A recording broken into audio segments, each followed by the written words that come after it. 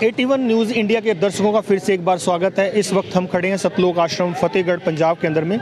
यहाँ पर हमारे साथ इस वक्त जुड़ चुके हैं नए मेहमान जो जम्मू कश्मीर से आए हुए हैं। आइए हम इनसे बात करते हैं। सर नमस्कार जी। चुनीलाल दास है जो भक्ति के लिहाज से ऐसे मैं एडवोकेट चुनीलाल ठाकुर हूँ, डिस्ट्रिक्ट डोडा का रहने वाला हूँ और high court Jammu Kashmir high court में प्रैक्टिस करता हूँ। और 2016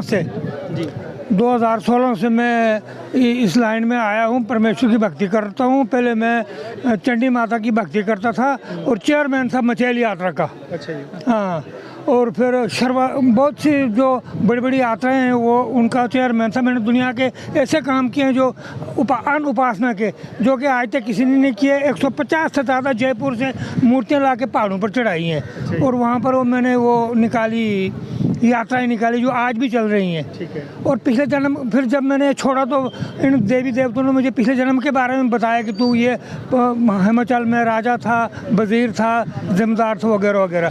जब से मैंने भक्ति छोड़ी मुझे बहुत दिल में चैन है और मुझे बहुत इसका फ़ायदा हुआ है और स्पष्ट कई ऐसे फ़ायदे हुए। मेरी शक्ल में परमेश्वर ने मेरे जाके काम किए हैं। एक मैं मकान बना रहा था जिसमें मुझे 6 मंजिल बना रहा था जो अपने पेरेंटल जगह पर। तो मैंने सामान लिया दुकानदारों से। तो फिर ये मई 2021 की बात है।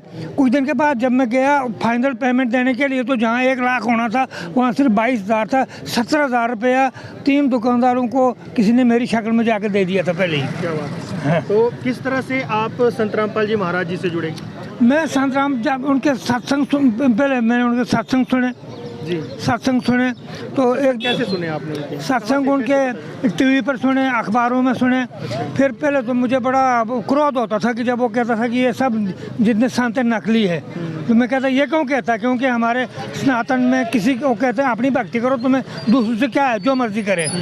लेकिन बाद में इन्होंने ही कहा कि जो अगर सच्चाई कोई आदमी बताया जिसको अगर जाना हो दिल्ली की तरफ और वो जा रहा हो लुधियाना की तरफ, तो उसको अगर कोई बताए तो इसमें क्या, इसमें सच्चाई झूठी क्या हो, तो वो सच ही बता रहा है। इसी तरह से जब मैंने ये बात समझी, एक बार क्या हुआ कि मुझे अखबार में मैंने देखा कि लिखा था संत रामपाल को जेल से अदालत में नहीं लिया जा सका क्योंकि उसके अनुयायी 10,000 रास्ते में खड़े थे उसके दर्शन के लिए। ये मुझे बहुत बात अच्छी लगी। तो जो उसके अनुयायी वहाँ पर थे उनके पास मैंने कहा बहुत अच्छी बात मुझे लगी है कि इतनी उसकी रिस्पेक्ट है। तो वो मेरे घर पर आ गए और उन्होंने साथ ना चैनल लगा के मुझे पूरा सत्संग सुनाया। नॉर्मली लोग जैसे गुरु महाराज किसी की क्रिटिसाइज करते हैं ना कि उसको कुछ नहीं आता है और नकली है, तो लोग फटाफट सत्संग छोड़ देते हैं। तो अगर पूरा कोई सत्संग सुने और फिर वो सारी बात मतलब वेदों से, गीता से, कुरान से, सब चीज़ों से दिखाते हैं। जो ज़बानी कहते हैं वो वहाँ से भी दिखाते हैं। उनका मुझे आज 8 साल हो गए, मैंने आज तक कोई भी ऐसी बात नहीं देखी जो उन्होंने उल्ट पुल्ट ऐसे बात कही। जो भी कही ऑथेंटिक कही और हमारी धार्मिक बुकों से कही। इसलिए मुझे यकीन है और मुझे लगता है कि दिन ब दिन ये बढ़ता जाएगा। आज भी बहुत से लोगों ने यहाँ पर नाम दान लिया और ऐसे लेते रहेंगे और मुझे उम्मीद है कि हम सब लोग ज़रूर जाएंगे। ठाकुर साहब, जैसे कि आपने बताया कि आप हाई कोर्ट में प्रैक्टिस करते हैं, तो कौन से हाई कोर्ट में? किस? जम्मू कश्मीर हाई कोर्ट में और डिस्ट्रिक्ट डोडा में भी करता हूँ, कोर्ट में भी और हाई कोर्ट में भी जाता हूँ। कितने सालों से आप इस पेशे में? मैं 1981 से कर रहा हूँ। उससे पहले मैं एयरफोर्स की नौकरी करता था। तो संत रामपाल जी महाराज जी के ऊपर जब आपने इतने सारे, क्योंकि आपने 2016 में लिया, 2014 में ही ये जो घटना हुई थी, तो आपने घटना के बाद कैसे, आप एक वकील के तौर पर इसको कैसे देखते हैं?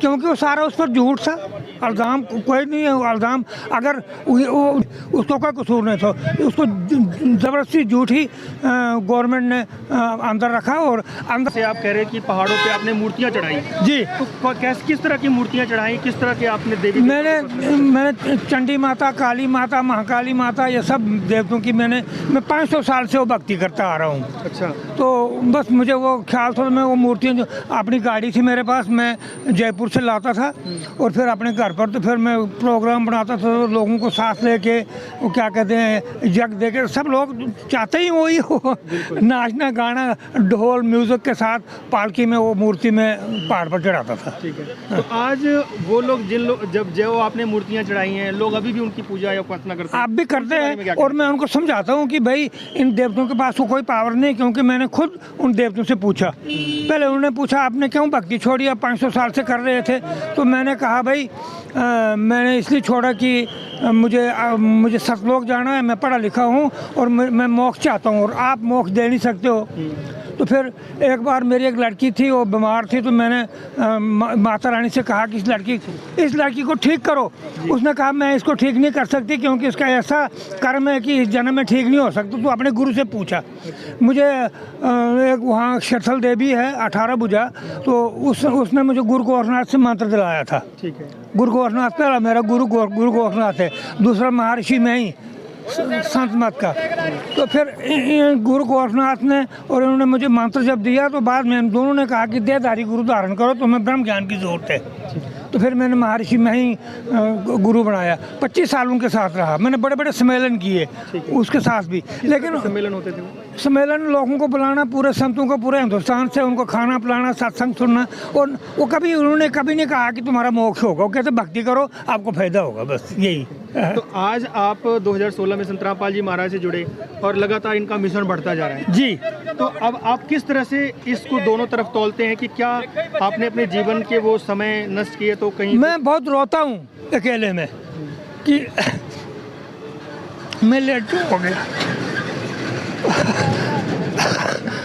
मुझे दुख लगता है कि अगर 20 साल पहले मैं इसमें होता तो अब आज मैं दूर होता, मुझे सार शब्द मिल गया होता। मेरी 82 ईयर एज है इस वक्त। 82? हाँ, तो मुझे बहुत पछतावा है। ऐसे भी मुझे पछतावा है कि अगर कई जन्मों से जो मैं ये भक्ति कर रहा था इधर करता तो कहाँ पहुँचता आज तक, लेकिन वक्त नहीं मिला। अभी भी जो लोग भक्ति पुराने शास्त्र विरुद्ध कर रहे हैं, उनके लिए हमारे दर्शकों को क्या संदेश है? मैं ये देना चाहता हूँ कि उनको अच्छी तरह से जो संत रामपाल का सत्संग सुनना चाहिए, पूरा सुनना चाहिए। और जब वो सत्संग कहते हैं तो बाद में जैसे हाई कोर्ट के या जो एडवोकेट्स होते हैं पहले जज के साथ बहस करते हैं, फिर वो कानून दिखाते हैं बुक्स से। इसी तरह से ये हमारे जो संत रामपाल जी आदरणीय, वो भी पहले बात करते हैं, उसके बाद वो फिर गीता, कुरान या वेदों से या शिव पुराण से, कबीर सागर से वो कानून वो बात बताते हैं कि देखो ये ऐसे ऐसे वहाँ पर लिखा हुआ है, जो शास्त्र में भी और कबीर साहब ने भी ये बात कही है जी। तो ठीक है, बहुत बहुत धन्यवाद सर। अच्छा, शुक्रिया सर, आपने जो हमारा